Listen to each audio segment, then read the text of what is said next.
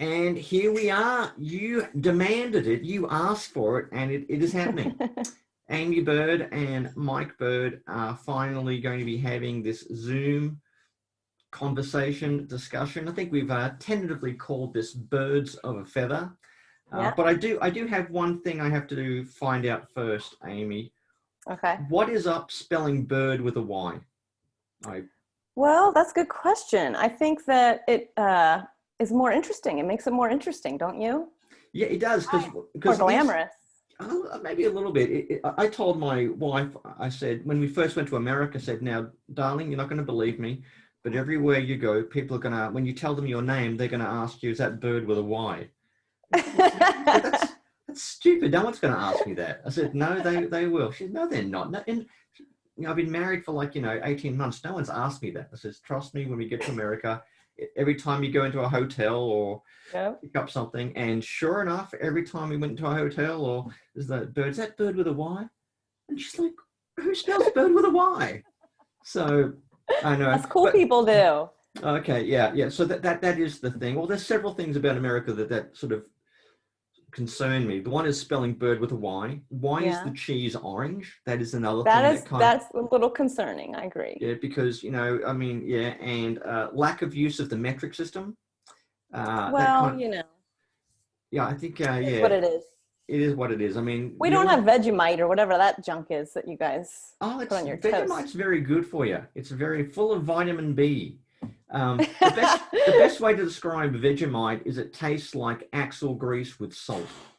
Yeah. I think that about accurately describes it. It is. What I often do when I go to America, when I teach a course at a college or a seminary, every morning we have a quiz based on the previous day's contents, Australian capital cities, and Australian rugby league teams. Oh, interesting. And if they get the majority of the questions right, they do what's called the Tim Tam Slam. You ever heard of this? No. This is a very particular strain, as you would say, a chocolate cookie. Okay. With like chocolate and caramel and everything. And what you do is you bite the ends off each. You then get a coffee. You then suck the coffee through the Tim Tam and then throw it down your mouth. If you look up on YouTube, Tim Tam Slam.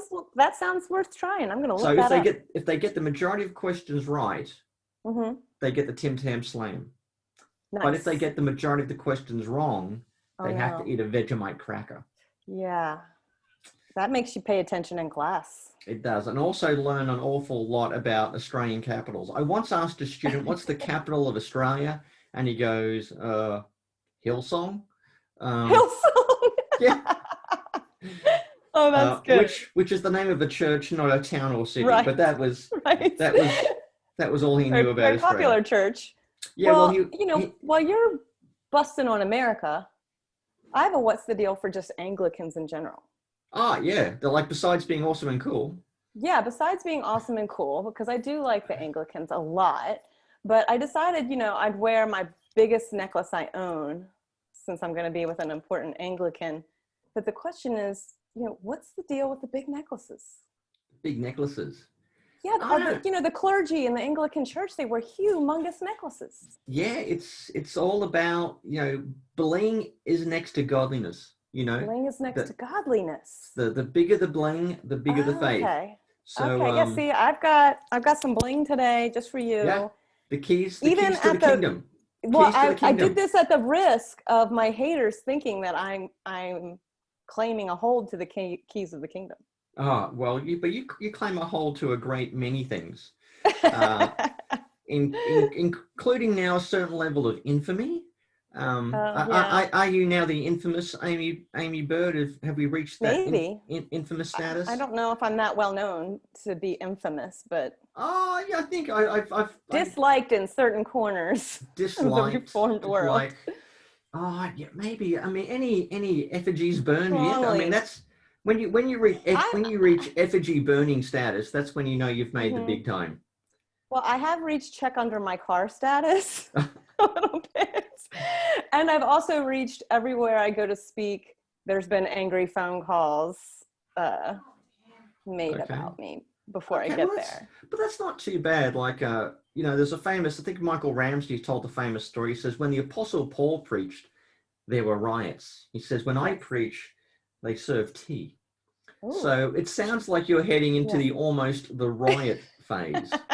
I'm getting close. I'm not where Rosaria Butterfield was, like, needing to hire security where where I Yeah. go yet. But I once spoke at an event with Byrd, and when we went from the auditorium to a book signing area, we were accompanied by armed security guards, and that was a new wow. experience. I spent some time in the military, so I'm not going to faint at the sight of a gun. But this was the first time in an academic context I've had to be That's odd. like that, two appropriate things, academics, guns. It's just kind of bringing them together was a little all bit this different for militant me. Christianity stuff is really escalating. Yeah, that's true. That's true. But the reason you've attained this infamy is because of your book, which I think has got to be the best title for a book I've ever heard. Thank you. Recovering from Biblical Manhood and Womanhood. I have to tell you, when I found out about that book, I would be driving along the highway, feeling rather sad about something, a little bit depressed, and then I would think of that book title, and I would giggle to myself because I knew what was going to happen, and I knew some of the people who were going to get infuriated, and I felt like, well, maybe they need to be infuriated. So. Yeah. So the book has done quite well. I think it's done quite well. It's got a lot of attraction. How would you sum up the basic thesis of the book, Aimee? I'm trying to, it's a direct approach, obviously, with the title, but really what I'm trying to do with the book is offer an alternative resource to the kind of Council for Biblical Manhood and Womanhood resources that are available. And I really want to show the function of the female voice in Scripture, and also the context in which we read Scripture together in the church, that the church is the context for discipleship, not the parachurch, which is where we're getting that in a lot of places. And then our great honor and responsibility as brothers and sisters in the church. And so I'm pointing out in a lot of ways in critique to this movement of biblical manhood and womanhood, how women they kind of lose their personhood as disciples, but and they're not invested in as disciples. But then what I'm really trying to do is, in peeling that away, there's something so much more beautiful and rich in Scripture. And so that's what I'm trying to recover there. And I think that's totally right. I remember, for me, one of the real striking things I learned from Twitter was when a guy called Anthony Bradley, another kind of guy who's been a little bit on the periphery of Reformed evangelicalism, but a very, very smart, I think, a very leading Christian thinker. And he said a lot of biblical manhood and womanhood is really just post-World War II consumerist suburban Christianity, white Christianity. And the more I thought about it, the more I thought that was true. Like when you start creating lists of all the jobs that women can't do, and it involves things like, police officer, that's when I've got to say, we are looking at Scripture in the rearview mirror now. We've lost the script. We've lost the script. We're now just making stuff up. When you create all these lists of, okay, women can't do all of these things, and I read my Bible and I see, like, women judges, women prophets, women amongst the apostles, women who seem to be leading house churches in the New Testament, and I'm just going, something's gone awry here. It's but the odd part is that my book isn't even about church leadership, or about like who wears the pants in marriage. It's about discipleship. So it's very odd to get that kind of anger and vitriol that I've received over talking about discipleship. I mean, this is a book. I mean, the first pages of the book is not like, I'm here to do two things, and that's to chew gum and to destroy the patriarchy, and I just ran out of gum. I mean, the book does not begin that way. There's no malice. There's no level of kind of, okay, ladies, it's time to begin our revolution.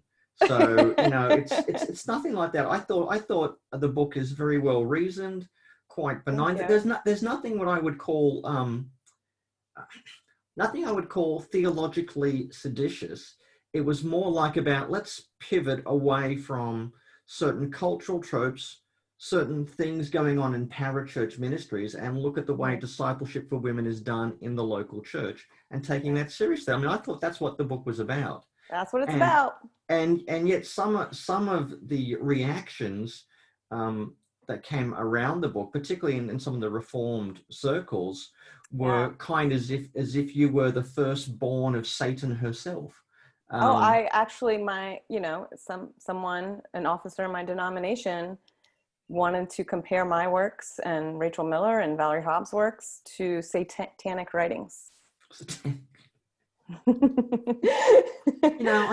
Aimee, I can listen to critics. If someone's got a legitimate beef, you can listen to them. We all have to accept criticism, and it's constructive, and sometimes there'll be maybe a little bit of a sarcastic edge to it. But when people start saying nonsense, what can you do? It's like, I can't, you can't reason with angry and stupid angry. Well, the hard part is, you expect to have jerks on the internet. The hard part is that, this group that formed against me, many of them were church officers in Reformed denominations, and my own and the PCA and others. So that's what's disturbing to me, is that these men are leading churches. They have spiritual authority, and their behavior is completely irreprehensible.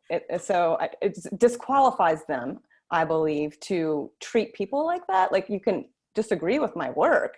You could write harsh critiques against my work, but the name calling, the harassment, the plotting, calling ahead of my speaking engagements, and, plotting to sabotage my Amazon page. And then, the name callings are pretty strong, like Jezebel and satanic and ungodly. And these are men who there's just been, go ahead.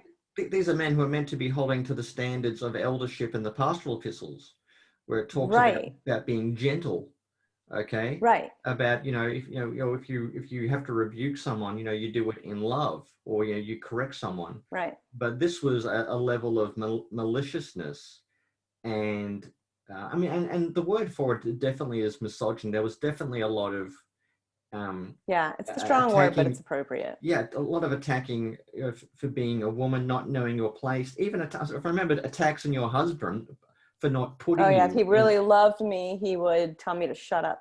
Yeah, so which that doesn't strike me. And they go after my looks. There was the release of my videos on Zondervan, and they said that I looked brute in the videos, and that my femininity was, I didn't have enough femininity, and why doesn't she just go make a sandwich? More housewife and less theologian, please. Just crazy.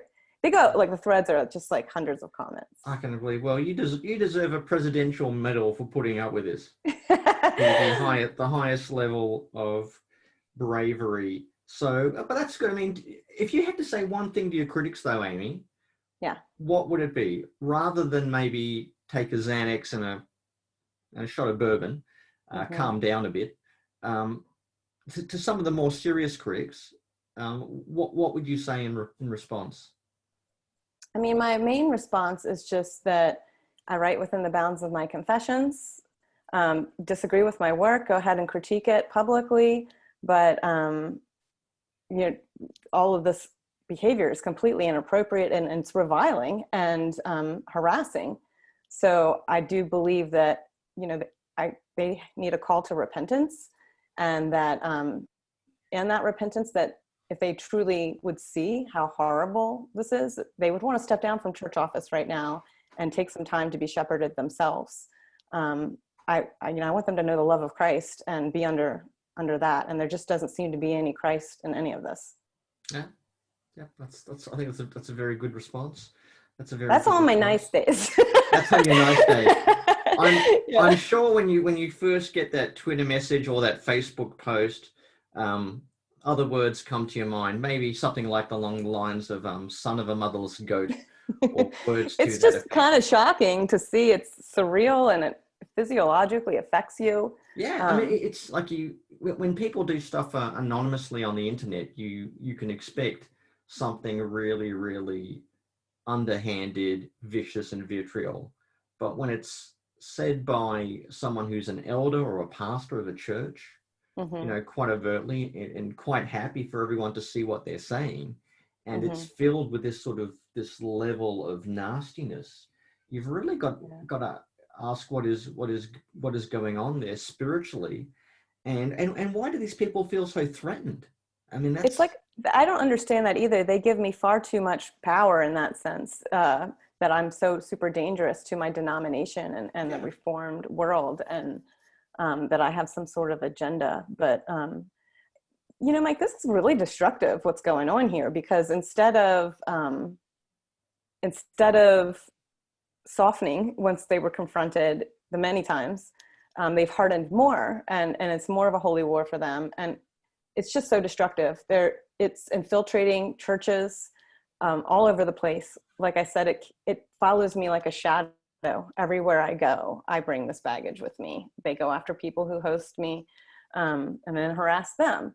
And it's also now in my denomination, in the courts system, there's charges filed, and it's just a big mess. And charges aren't going to address the heart issues. Charges aren't going to address the culture that's enabled this kind of abuse for years now, and the theology, the natural theology they have behind it of women. And it's so destructive. And then one of these church officers went on social media and crowdsourced for others to help him file charges against me. Okay. On social media. This is Wow. Someone ordained as a pastor in my denomination. Okay, crowdsourcing charges against Aimee. Yes, Now, help for charges against me. So some of the vicious critics are being in a possible process of disciplinary action within your denomination. Yes, but this is a very long process, and as you can imagine, it comes at my expense a lot of the time. And the process can be the punishment itself. And when you're having to kind of slowly defend yourself over it could be a 2-3 year period or something ridiculous. So it's already been a year. Of me coming forward about this being more serious. I've endured it for years. Aimee, I did Presbyterian for a while, and I had a great time. I loved it. I attended a really good Presbyterian church in Brisbane, and I got so many Presbyterian. I was in Scotland where the real Presbyterians are. Oh, wow, I'm talking haggis, bagpipes, cigars, and real covenant theology, intended. But Aimee, there are some wider denominational circles out there. There are. I mean, you don't have to go to the kind of what I call the airy fairy non-denominational kind of thing. There is this Anglican tradition that's pretty cool, and we have our own issues, and there are some issues about the necklaces places, and that we have good necklaces. Necklaces, a good bling, really good bling. Okay. Well, just keep it out there if you ever want to see other denominations. I'll keep it out there. My brother-in-law is actually a priest in the ACNA. Okay. The Anglican Church in North America. So that's good. Now, I need to know, do you know the difference between Anglican and Episcopalian? Yeah. Well, so the Anglicans were first, right? And Episcopalian became like the United States version that wasn't, associated exactly with the Anglicans, but then they got more mainline liberal with their social issues. Yeah.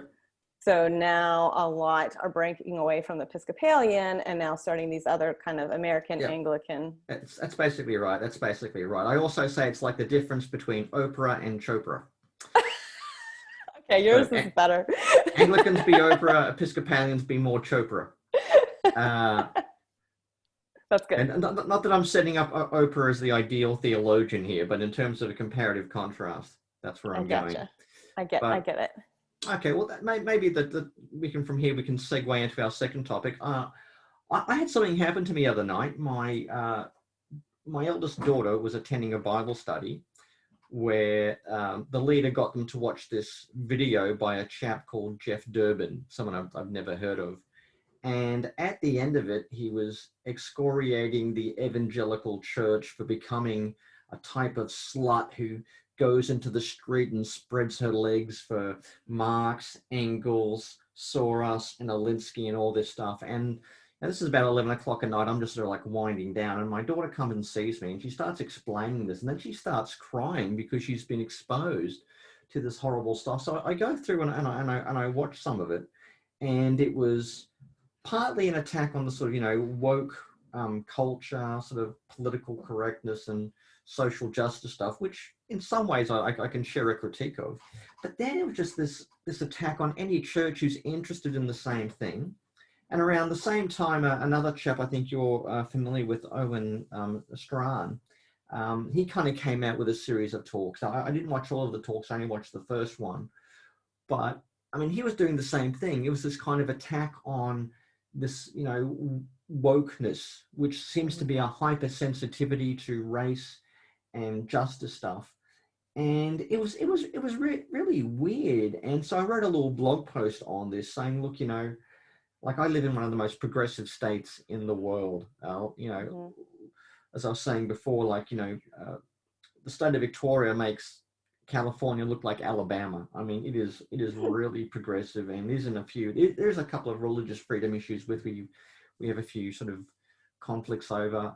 So I know what wokeism is, but it sounds to me like a lot of these people just don't think we shouldn't even acknowledge racial injustice or any sort of, you know, oppression of any group, and those that do have kind of compromised and have, you know, gone over to the side of Baal worship or something like that.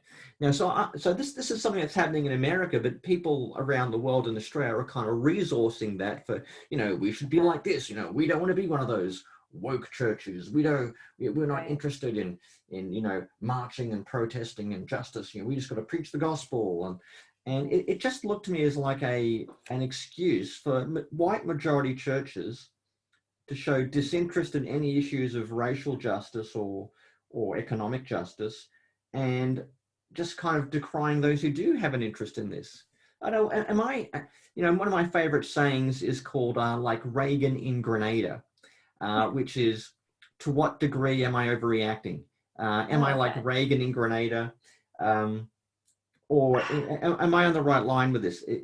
I really appreciated your article. I'll say that, you know, when you linked to that Jeff Durbin, I actually printed out your article because I had some things I wanted to point out, but you linked to Jeff Durbin's talk, and I just clicked on it for a second, and it was very interesting to see because, as you know, they're decrying the woke community.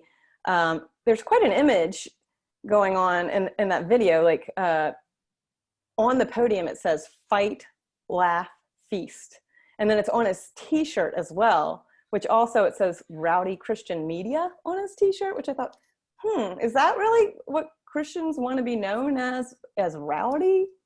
And then I only could listen to like the first 2 minutes, but the first thing he said is like, "Are you guys ready to fight?"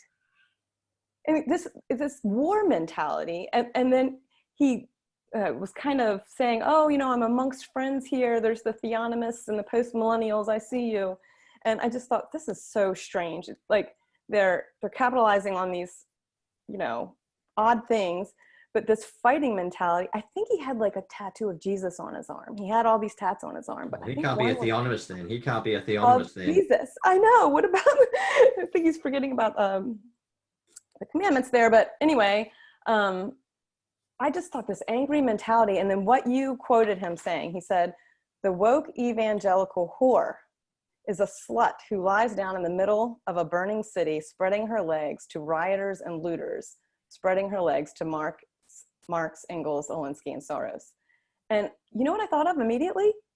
What is the deal with these very militant groups using the same language, this of whore, and that's the same language that's used in the Genevan Commons group that's after me. And so I just found like this to be very interesting, this name calling, specifically in ways to shame, you and using this language of whore, or Jezebel is, you know, used about me a lot.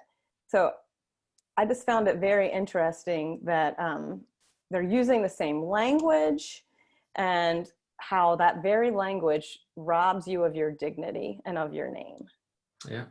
And so right away, they're dismissing you as your own personhood, which is just so unchristlike. They use And that emotive language to kind of evoke fear and to vilify. Yeah. And when they want to vilify, they use something that is derogatory towards women. The worst yes, thing, exactly. The worst thing they can do is find a negative image of a female and make that the ultimate bad thing. There is nothing worse than a female whore, you know. Yeah. They didn't use a male, you know, the idea of a compromised, like you know, one of the wicked kings from the Old Testament. I mean, they didn't use, you know, one of those as an example. You become a Jehoiakim, or you've become a King Ahab, or something that when they want to talk about the worst detestable thing, they always use a female example of it. And I mean, and that is the thing. I mean, I probably should have mentioned more about that in the article, but that's what I find really disturbing. That's when I thought, whoa, this is way beyond your little complaining about political correctness. This is in Nastyville. It's Nastyville, yeah. Yeah. And, I mean, I think you do such a good job setting up like your own setting, your own writing against progressive authoritarianism, and progressive identity hierarchy, as you call it. Like, you point that stuff out. It's not that you are super woke or whatever they want to call it, but I just want to read one of your parts of your article. You say the whole anti-woke and anti-critical race theory trope strike me as not so much interested in opposing progressive authoritarianism and its divisive racial politics as much as it serves to deny ethnic minorities any grievances and white churches have any responsibility to do anything about it. And I just thought that was, hitting the nail on the head, because they're evading their own responsibility by corrupting communication. Yeah. And the danger is, if you're in a church, or if you're in like a Bible study group or a seminary, and if you talk about racial injustice as a feature of history or something within your culture or something that exists within the police force in some places, then the danger is they can just shut you down. Well, that's just critical race theory. We don't have to pay attention to that. It's almost if anything to do with race, justice, ethnicity, history. Well, that's just critical race theory. And that's the problem. And it really ends up being dismissive. I think it denies the pain, the reality. I mean, America and Australia, we've got some very different issues. Like, we don't have an actual history of slavery per se. We've got some analogous things called blackbirding, but the main issues we have are largely the treatment of the indigenous population, the First Peoples, and some issues with a bit of xenophobia and how we look after or don't look after refugees. And I know the issues in America are a little bit different, but it felt like for me for a while, every day I turn on the news and there was another black person had been shot. Now, each of these scenarios is very different in terms of what was happening and what was going on, and I wouldn't treat them all monolithically. But no one should really get killed when making an arrest, and it seems to happen disproportionately to African Americans. And you don't have to be Farrakhan to find that objectionable. Right. Yeah. So to raise concern about that is equivalent to whoring. Exactly, and this is the bit I don't understand, saying that this should not be. Now, again, you don't have to go to the thing of saying, well, we've got to defund the police. I'm not a big fan of that. I've got a brother-in-law who's a police officer, and I mean, if you take away the police, we've seen what happens. You just have a look at parts of Seattle and Portland. It isn't some progressive paradise where we all sit around eating s'mores and farting rainbows and everything. It actually turns out to be something far more like the Dark Knight Rises, like where Bane takes over the city. That's kind of what these places look like. I think you need a police force, but people being killed when they're being arrested. And the fact is that power-hungry abusers are attracted to positions of power. So they're going to be attracted to the police force. They're going to be attracted to the church. They're going to be attracted to these areas of power. So there's going to be abuse. And we need to be sensitive to, we need to be vigilant, I should say, of that, and sensitive to victims of that, and believe them and listen to them. Yeah, so that's exactly.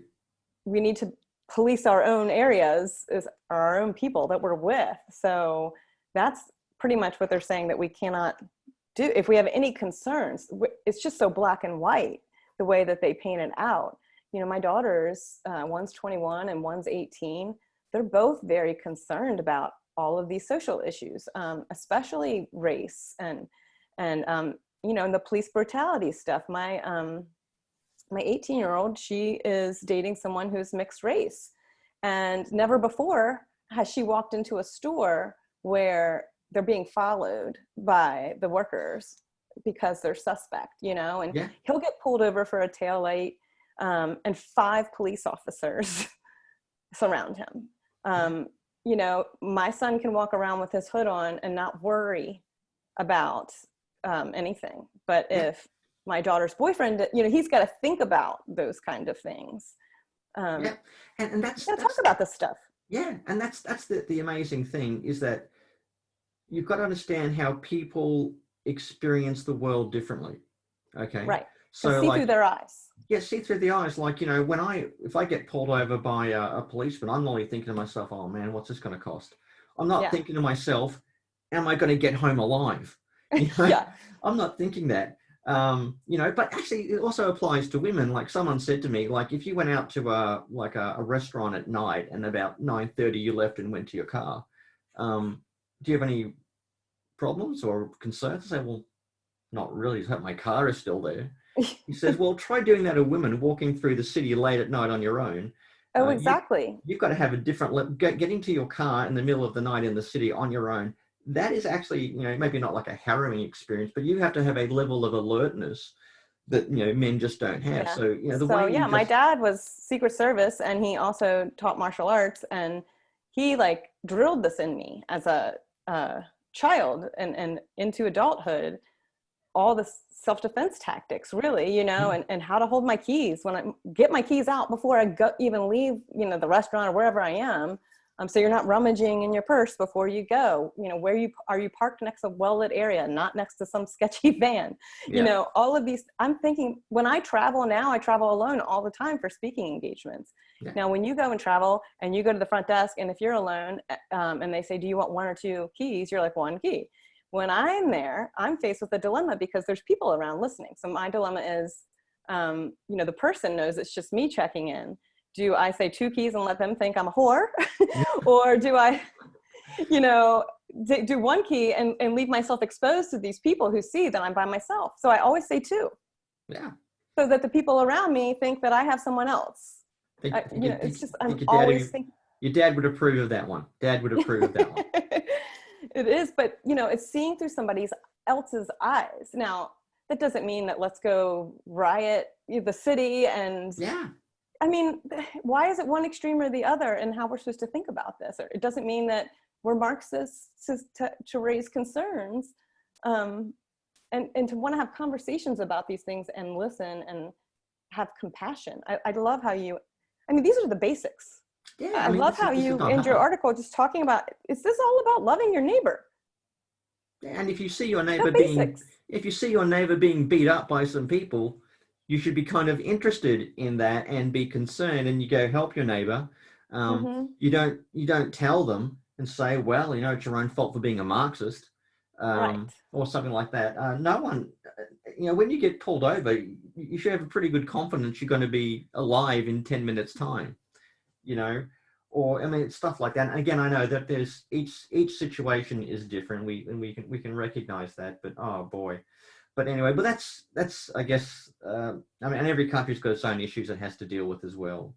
I guess a final thing that we have to mention, on, is it the 4th of November? You've got some major event happening. Is it on a Tuesday, the first Tuesday of November? Isn't it? The 3rd Tuesday of November? We are having our presidential election. Oh, really? Among other things, yes. How about that? Yeah, and, you know, people are real even-keeled about it. I've noticed. And to be honest, Amy, it saturates our news. We probably get more Does it? news. I think I get We're more so news. vain. We probably think the song is about us all the time in Well, Australia it is. and everything. We we get all the news here for it. So we get the presidential debates live as well. It's Okay. Wow. broadcast here. Everyone is on Twitter in Australia talking about the presidential debates, and well, not And everyone, the but fly memes and all the that. You fly, get all that. yeah, the fly stuff. So I mean, people here are interested. You practically think that we're like our own American state, I guess. But I guess I because know, it's really. because it happens in English, and we feel like we live under the Pax Okay. Americana. Yeah. We tend to take a natural interest in these sort of things. I remember like 4 years ago, I got a friend to get me some t-shirts. One was like a Donald Trump t-shirt. Another one was a Hillary Clinton t-shirt. Oh And I my. called my two daughters in to the kitchen, and I put a blindfold on them. And then I said, okay, and then I put one of these shirts on each of them, Oh my and they had to goodness. take the blindfold off, and they're kind of like, oh, what? I'm wearing Donald Trump. Oh, I'm wearing Hillary Clinton. Yeah, it was kind of funny. So yeah, we do have a natural thing. I think no matter what happens, one half of the country is going to be very, very unhappy, no matter what happens. Um, Yes. I mean, if Trump wins or Biden wins, it's going to be happy. Do you see any possibility of the country being brought back together after this? Is there a chance for A maybe not miracle of God. like a full-on reconciliation, but is there a kind of let's say hypothetically Biden wins? Now, I'm not saying that's a good or bad. Let's say hypothetically, do you think Hmm. Biden is simply going to accent the divisions that are there in a way that Trump did, or do you think that there could be a kind of a bringing people together? I mean, if Yeah. Biden brings people into his administration, like some Republicans like John Kasich, Hmm. maybe he could do these things that would heal these divisions or Yeah. try reach out to Hmm. different people and different groups. That it Yeah. doesn't I have to don't be think anytime that splits. Biden will take advantage of the divisions in the way that Trump does. Mm. I mean, that's a Trump thing. Um, but I know the vitriol that will come, and I just don't know that the Trump supporters, and I don't support either of these men, just to say, I don't think the Trump supporters and Trump himself will be able to accept a defeat. So He's certainly that, priming himself that I mean, way, there isn't are he? actual militias being formed all over the place, Oh, and it's scary. it's pretty scary. And then just all the conspiracy theories and all of that stuff. And then if Trump wins, I know that the hardcore Biden supporters are more so. It's not even so much Biden, but just the strong left. I mean, I don't know. They're not going to be happy, and then the way this looks on evangelicals, Yeah. that concerns me. And then also the way this is dividing churches is, I was just having a discussion. I went on a hike with a girlfriend yesterday, and her church is really being affected by this politically. The pastor does not want to see people dividing over these things, but the congregants are getting on social media and just saying hateful things about the other side, and it's that name calling again. And you can't be a Christian if you vote for this other person. And that's strong. Yeah. Yeah. That's divisive. And so Yeah. there's a lot of issues. I once spoke at a church, and like about 10 minutes before I got there, there was a fist fight in the men's Bible study over What? Donald Trump. Yeah, it was funny. I Wow. felt really that the pastor of the church was a really nice guy, and he was stressing out over it. And God bless him, but it was funny. Like 10 minutes before I rocked up, there was a physical fist fight in the men's Bible study. So yeah, I mean, and that was back in 2016. So you can imagine how it's where it's ramped Yeah. up now. But Well, we've put so much faith, like, in our future in a political candidate, mm, which that is blowing my mind, that the church is doing that. Like, have strong opinions about who you want to vote for, go ahead. But it's almost the same, that division's almost the same as what we were just talking about. And from your article, this behavior again is totally missing Christ, and it's blocking our vision, our eschatology, our telos of where we're headed and who we're going to be there with, and how we view one another. Yeah, indeed. Okay, well, before we finish off, Aimee, what's happening for you in the coming weeks and months? Or do you have another book project on? I am working on another book. Well, can you give us a sneak peek, or is it all secret squirrel stuff? Well, it's not all secret squirrel stuff. I'm building off of my last book. Okay, so recovering from... No, but it does have another catchy title. The book is really trying to look at all of the mess that's happened in the church with sexuality and how it's trying to respond to the sexual revolution around us, but also how it has then viewed men and women in very harmful ways itself. It's almost the same side of the opposite side of the same coin kind of thing. And so my book is called The Sexual Reformation. Okay. But and then the subtitle is Restoring the Personhood and Dignity of Man and Woman. And it's really a lot of work coming out of the Song of Songs, and, understanding Christ's love for his bride is, his spousal love for his bride, I think helps us unravel all the sexuality stuff. Okay, excellent. That sounds very good. Well, I hope it gets just as much airtime and attention as your Thank you. I'm excited about it. Yeah. Former book, and hopefully people read that. So I've got a good friend of mine, Debbie Abraham, and her colleague, I think Jessica Weingart, who run a whole podcast on this stuff called "Where Do We Go From Here." So people might want to check that out, because that touches on a very similar topic. They're dedicating their blog to largely talking about Christian sexual ethics after purity culture, and okay. It's good to know. Okay, it's quite a good listen.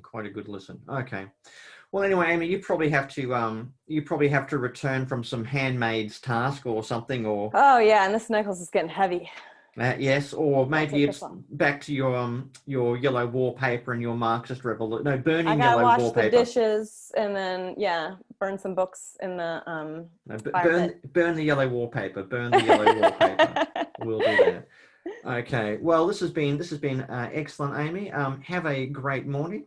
Oh, sorry, great evening. I'm doing morning. It's an evening for me. You have a great morning. Okay, I will do. All right. Thanks, Mike. Good talking to you. You too. Bye-bye. Bye. Okay, I've just hit stop on